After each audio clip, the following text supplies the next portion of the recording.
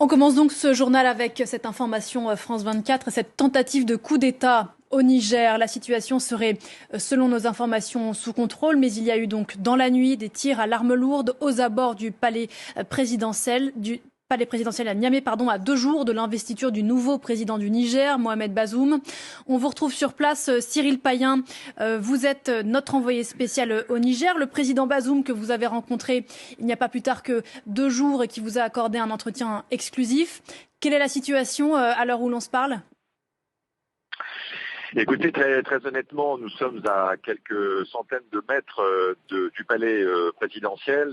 La situation est calme. Là où je me trouve, on entend ça et là quelques sirènes, mais rien qui ressemble effectivement à une veillée d'armes. Il y a eu, à mesure que ces informations arrivent au compte-gouttes évidemment, puisque tout le monde a été pris par surprise à l'aube, aux premières heures de la journée, une attaque sur le palais présidentiel. L'information est confirmée.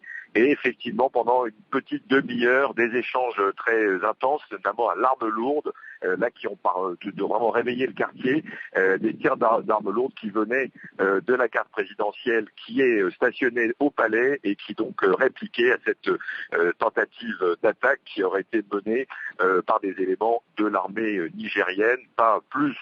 Évidemment pas de revendications ni plus d'informations sur la nature, la raison et l'identité des putschistes, mais la situation, très honnêtement, en plein cœur de Niamey, la capitale du Niger où nous sommes, semble être assez sous contrôle, en tout cas normal, là où je me trouve, mais l'information est confirmée.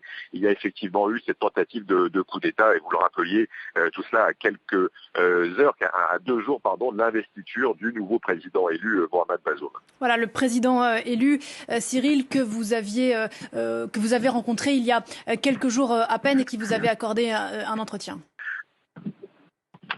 Oui, effectivement, et on sait ici qu'un des grands défis qui attend le nouveau mandat du président élu Mohamed Bazoum, c'est la sécurité, mais on s'attendait plus à la question djihadiste, notamment le IS